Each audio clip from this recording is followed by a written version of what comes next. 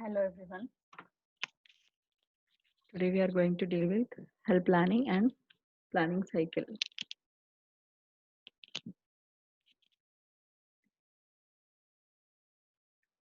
Planning and management are considered essential if higher standards of health and healthcare are to be achieved.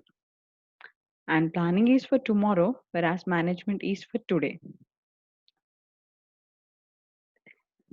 Planning is the process of setting goals, developing strategies, and outlining tasks and schedules to accomplish the goals.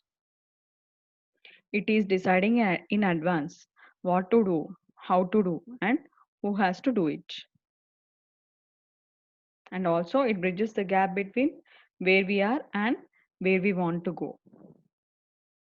And the purpose of planning includes to match the limited resources with problems and to eliminate wasteful expenditure and to develop best course of action to achieve the objectives.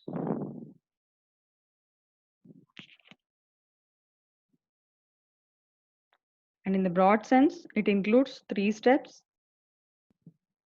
like formulation of plan, execution, and evaluation. And the purpose of national planning is to achieve a rapid, balanced economic and social development of the country as a whole.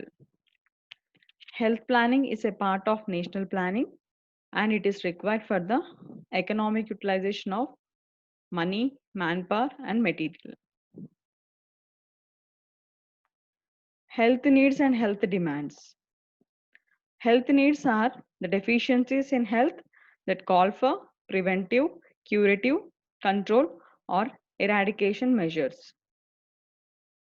Some policymakers consider medical care, adequate nutrition, safe water supply, sanitation, immunization, etc. are as health demands and health needs.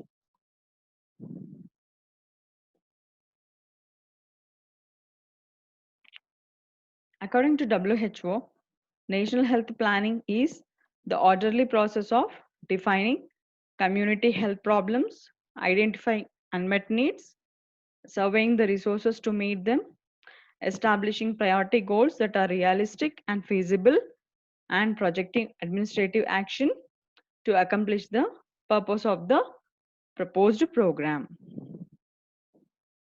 Let us learn some terminologies. Resources.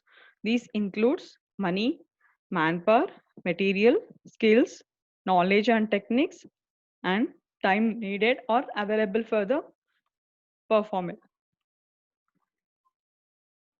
Objective. It is a precise point to be achieved following the implementation of a developed plan. And it is the end point of all activities. Finally, it may or may not be achieved.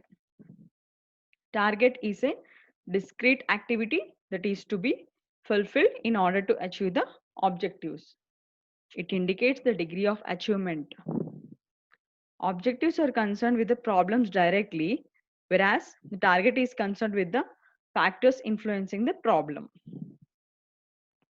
Coming to the goal, it is the ultimate desired state towards which objectives and resources are directed.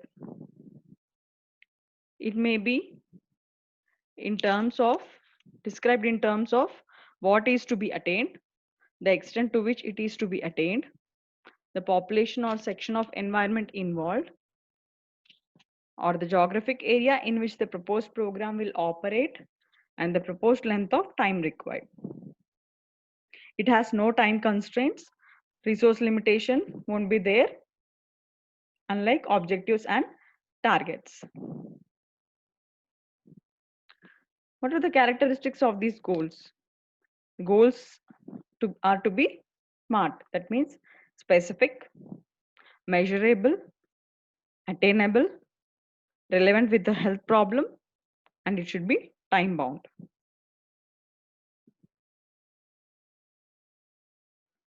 Elements of a plan. Plan is a blueprint for taking action. It has elements like objectives, policies, programs, schedules, and budget. Program is a sequence of activities designed to implement policies and accomplish objectives. It is step-by-step approach. Schedule is the time sequence for the work to be done. Procedures, the set of rules for carrying out work. And policies are a set of guiding principles, and these are not rigid commandments. Schedule, also called as Gantt chart, it includes the vertical axis and horizontal axis. On horizontal axis, there will be a time interval, and on the vertical axis, there will be a list of activities. This is the vertical axis, and this is the horizontal axis, and this is the width of the bar. It includes the duration of the activity. Coming to the pre-planning. Before planning something, there should be a pre-plan. So the following are the preconditions of the pre-planning. Those are the government interest, legislation, organization for planning, and the administrative capacity. Any plan for the health and welfare of a country must be based on a strong political will. And the social and health policies formulated may have to be translated into legislation. For example, MTP, that is Medical Termination of Pregnancy Act 1971 by the Indian Parliament is to protect the health of the mothers. So it is one of the example for legislation, and there should be an organization for planning. It is Planning Commission, which was recently transformed into Niti Aayog. And last but not the least, administrative capacity. For the health plan, administrative capacity is vested either in the central or in the state ministries of health. Coming to the planning cycle, these are the 8 steps of planning cycle. Analysis of health situation, objectives and goals, then assessment of resources, fixing priorities, write-up of formulated plan, programming and implementation, monitoring, and evaluation.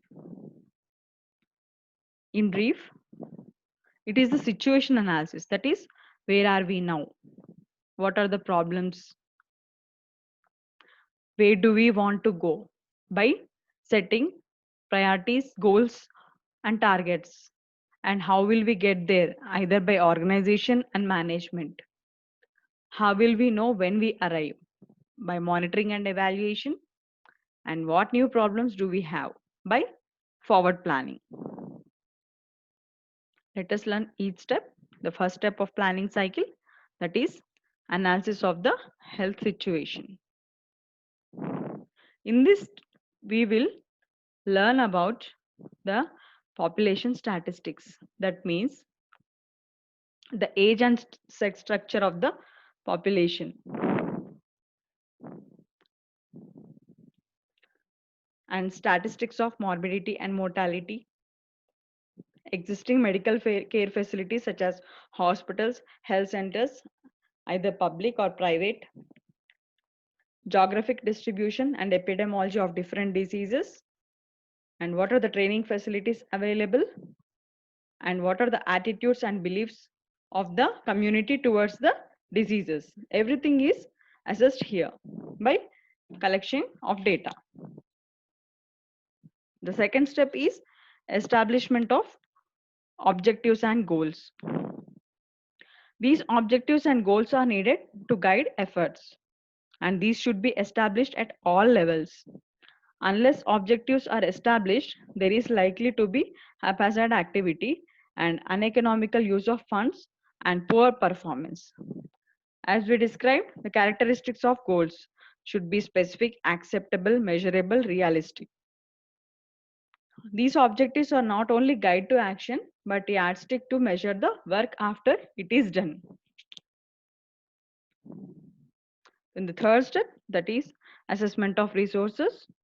The resources like money, manpower, material, skills, knowledge, technical needs are assessed, and a balance is structured between what is required and what is available. The fourth step, that is fixing priorities. Once the resources are determined, then priorities are to be established in order of importance or magnitude. In fixing priorities, attention is paid to financial constraints, mortality and morbidity data, disease which can be prevented at low cost. Once priorities are established, alternate plans for achieving them are also formulated. For example, the recent pandemic COVID-19, there should be a fixing priority either to discard the vaccine or to treat the cases. The next step, writing up of formulated plans. The plan must be complete in all respects for the executive of a project. For each proposed health program, the resources that are inputs required are related to the results that are outputs expected. It will be left to the central planning authority and the government to consider modifications of a plan relating to resource allocation.